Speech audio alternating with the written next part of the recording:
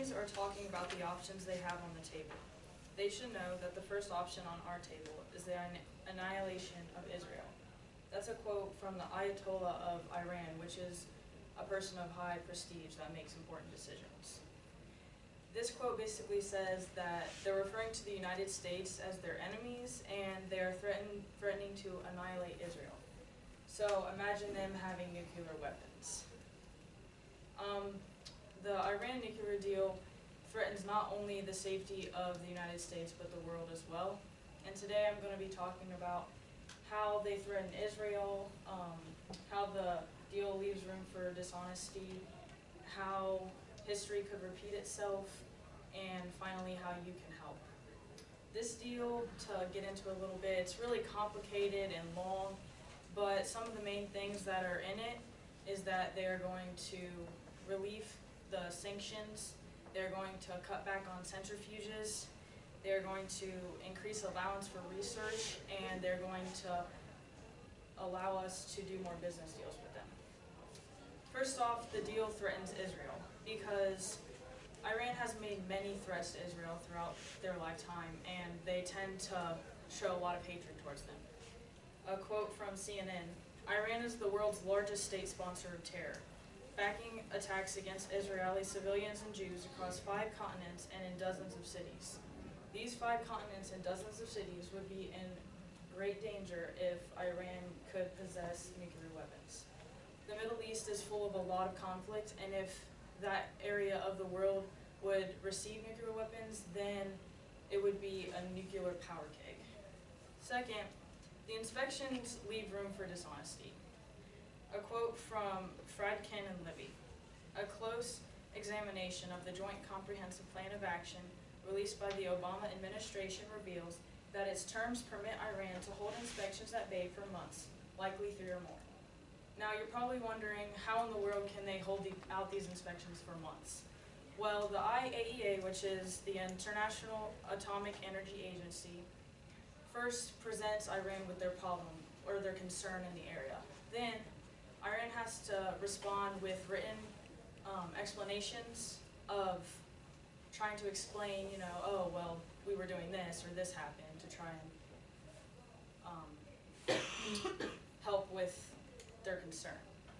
So Iran can postpone this and delay it because they can give their explanations one at a time, waiting for a response, or they can say, oh, we need to get certain people that are qualified in order to give your answers.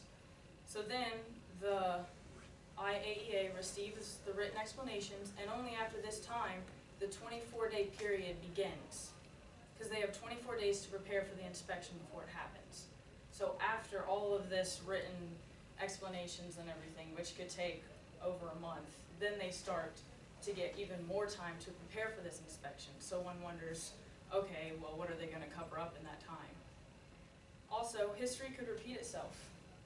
According to Makovsky, in the past year alone, Iran has violated its international agreements at least 3 times.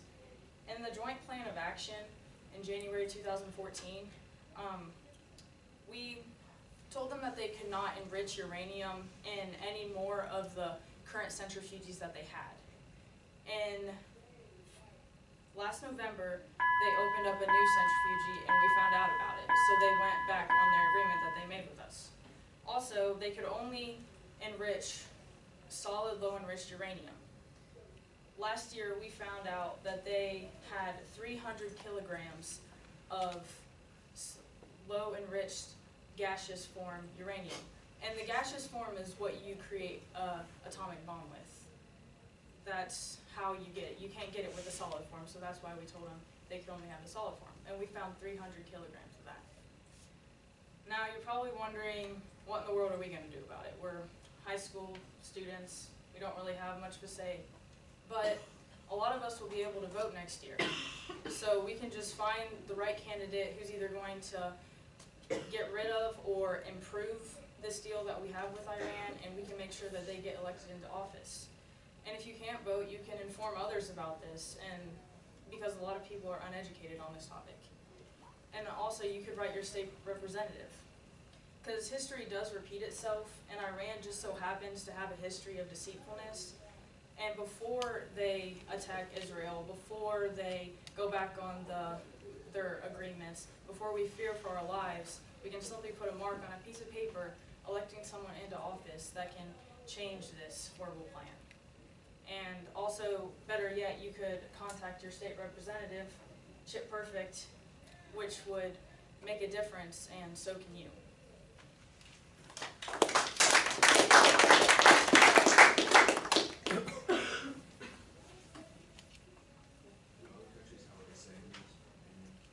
No, this is audio that we made with them. They really don't, they can't like really say anything. I mean, it affects our allies, of course, but we just did it, so they can't really say anything about it.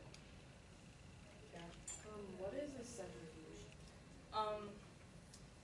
Uranium is a element much like iron that we have to dig out of the ground, and uranium has two different elements that we get out of it. One has a high abundance and the other has a low abundance. The one that has the low abundance is the one we want. So we mix that uranium with another element that creates a gaseous form, and then we put the gaseous form into a centrifuge, and then the centrifuge spins around and makes it like 4 times heavier gravity than we already have, and so it separates the gases, and we take the one that stays in the middle. And then the more times you put it in a centrifuge, that's how more high, because you know I said a low density uranium will enrich, well, the more you do it, it's a high enriched uranium. So like they had the gaseous form, 300 kilograms, that if they just kept putting that in there with the gas, that's how they can make an atomic bomb, if they keep doing that. So that's why we didn't want them to have it.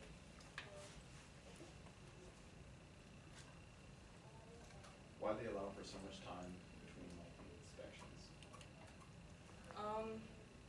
I really don't know why they did it, but I know that I think it's a poorly process that they have, because they can drag it out. Like, they probably didn't think when they made it, like, oh, 24 days, that's a pretty good amount of time, but there's so much steps in there that they can just drag it out really long time. So that's why someone needs to get in there and change it to where these are spontaneous and they don't have time to go and cover up stuff and hide things.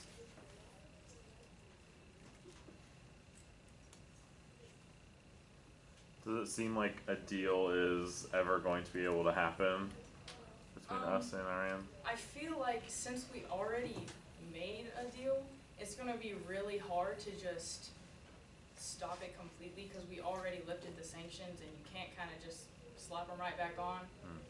But I feel like someone could get in there and fix it. I feel like they could negotiate a better one, if anything.